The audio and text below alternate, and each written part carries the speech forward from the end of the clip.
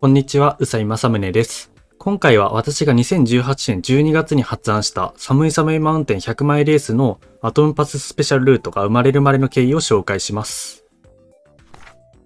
まずはルートの動画を見ていきます。アトムパススペシャルルートは基本的な動線は RT でよく使われる101枚ルートと同じです。ただ、まずはこの先にある青コインスイッチの10枚分を回収していきます。ここですね。こっから先は一緒なので少し飛ばしていきます。で、ペンギンに話しかけてレーススタートと。次に違いが出るのが、この先ですね。アーチ状のコインを回収し終えた後、右に滑ります。で、そのまま降ります。これでコイン11枚分をカットしています。元々が101枚ルートなので、外で10枚増やして、内部で11枚減らして100枚ぴったりのルートになる感じです。で、一応、飛ばしていきまして、タイムとしましては、普通の101枚ルートと比べまして、理論値的にも実測値的にも1秒程度速くなります。これがアトムパススペシャルルートなんですけど、まずはこのルートを考えた時のきっかけから話していきます。で、きっかけなんですけど、実はきっかけというきっかけはありません。当時、2018年になるんですけど、いろんなスターの改良案などをよく考えていたんですね。で、その過程で寒い寒いマウンテン100マイレースってもうちょっと改良できないかなって思って、考えてみることにしたっていう感じですね。着手した時の過程は大きく3段階あります。以降でですね、1段階ずつ紹介していきます。まず最初にルートをどう改良するかの方針を立てました。で、実際に立てた方針は、スライダー内部のコインは全て回収する前提で、スライダー外部のコイン、23枚分なんですけど、こちらの回収方法を考えてみようっていう方針です。で、なぜ、スライダー内部のコインを全て回収する前提なのかと言いますと、理由が2つありまして、スライダー内部のコインって、全てコストが低いんですね。というのと、スライダーの内部のコインっていうのは程よく散らばってるので、一部をカットするのは難しいかなって思ったんですね。なので、こんな方針を立てました。で、実際にスライダー外部の回収方法を考えてみたわけなんですけど、残念ながら特にいい案は見つかりませんでした。というのも、外で23枚ないし、24枚回収する場合って、取れるコインの組み合わせがあんまりないんですね。その上、外回りのコインの回収方法は過去に色々案が出ておりまして、もう正直出尽くしてる感があったんですね。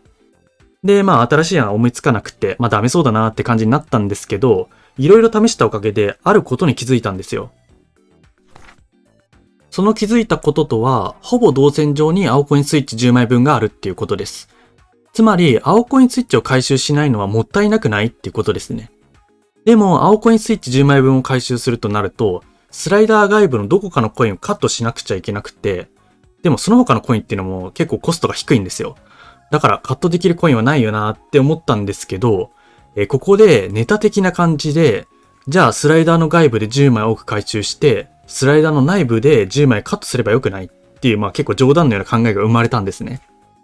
つまり、言い換えますと、スライダー内部のコインを全て回収するっていう固定観念にとらわれてるんじゃないかっていう考えに行き着いたってことです。先ほども話した通り、スライダーの内部は全てのコインのコストが低い上、コインが程よく散らばっていて、一部をカットするっていうのが難しいと思ったんですよ。だけど、実際に試したわけではなかったので、試してみないとダメだなって思ったんですね。で、この考えから実際にルートを作ってみたところ、ある一つの惜しいルートが生まれました。それがこちらの動画です。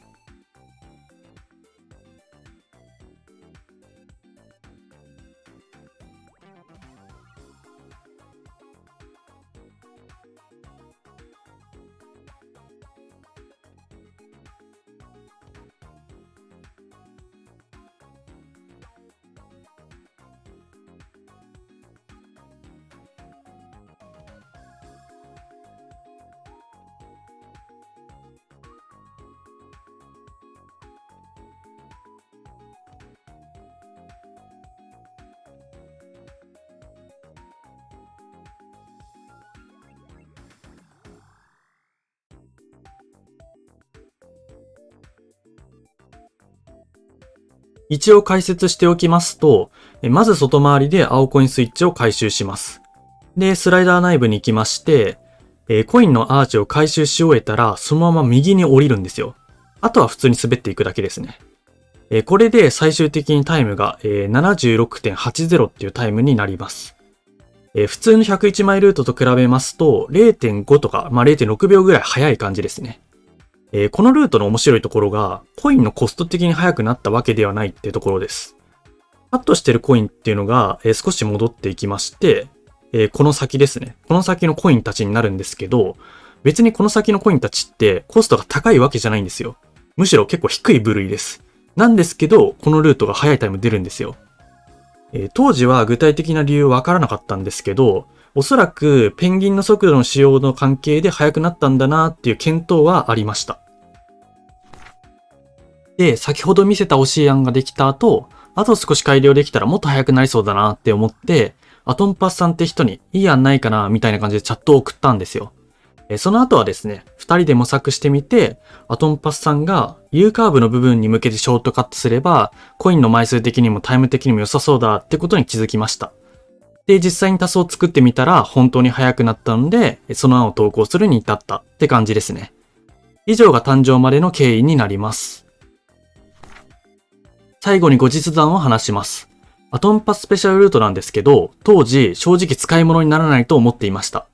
その理由はデメリットとメリットにありまして、デメリットは単純に難易度が少し上がることと100枚ぴったりルートになること。で、それに対して1秒程度しか短縮できないので微妙かなって思ったんですね。で、予想通りすぐ採用されなかったんですよ。だけど、2019年末あたりになりまして、120枚 RT が煮詰まってきてついに採用されました。で、一応この後の話もありまして、2020年1月にペンギンの仕様を調べたんですよ。で、現状はアトンパススペシャルルートが速くなる具体的な理由まで分かっている状態になっています。これに関しては1枚レポートがありますので、興味のある方は概要欄に貼っておきますので、そちらからご覧ください。ということで、今回はアトンパススペシャルルートの誕生秘話を話しました。このルートは固定観念を取り払えたおかげでできたっていうのが個人的には一番のポイントだったかなって思います。もしかしたら他のルートも固定観念を取り払うことで改善できる可能性もあるかもしれないです。って感じで、今回は以上になります。ご視聴ありがとうございました。